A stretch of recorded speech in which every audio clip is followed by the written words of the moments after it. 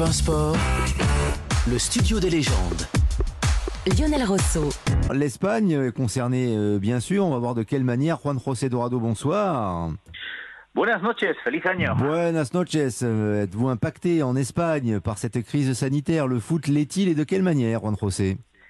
Bien sûr qu'on est impacté par la crise sanitaire et déjà pratiquement 80 joueurs et membres des staffs ont été contrôlés positifs au coronavirus depuis donc la rentrée des fêtes. Lors de la dernière journée, il y a des clubs qui ont été très fortement touchés. Il y a notamment le Rayo Vallecano qui a eu 14 joueurs donc contaminés, mais aussi du côté du Barça où on a quand même, après les fêtes, compté 10 joueurs avec le corona, sans parler aussi de nos amis du Real Madrid qui ont 4 joueurs, notamment Camavinga qui a été touché par les coronavirus. Donc on est fortement touché, ce qui a obligé la Liga et le gouvernement à prendre des mesures. Et l'une des premières mesures, c'est de limiter donc l'accès au stade. Donc il y a une jauge, mais qui est quand même beaucoup plus favorable que celle que vous avez en France, puisque nous, c'est 75% de la capacité du stade.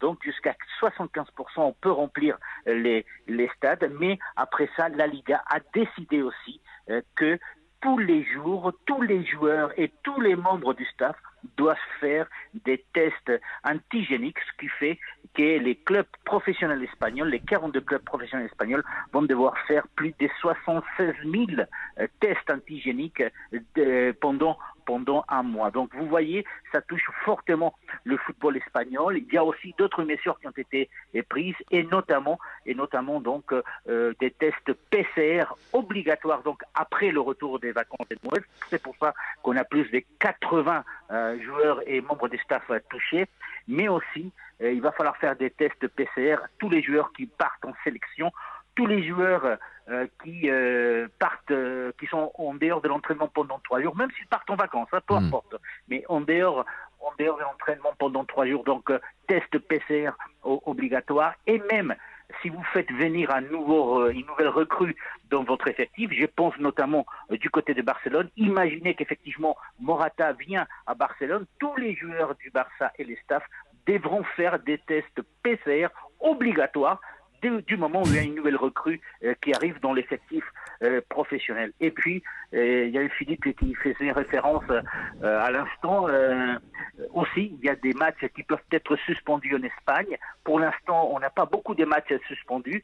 C'est vrai que la Liga a décidé que du moment où vous avez 13 joueurs, et parmi ces 13 joueurs, au moins 5 de la première équipe, vous devez jouer le match. Et quand je parle des 13 joueurs, c'est-à-dire l'équipe A, l'équipe B, l'équipe C. Donc, c'est très compliqué de suspendre un match en Espagne à cause du Covid. Oui. Juste avant les vacances, le Real avait 8 joueurs avec le Covid qui ne pouvaient pas jouer et ils ont été obligés quand même de jouer le match face à Bilbao. Un peu plus d'aménagement et de facilité, oui, mais un peu plus d'aménagement et de facilité pour la tenue des matchs, ce qui n'est pas le cas un petit peu partout. Merci Juan José Dorado pour toutes ces précisions.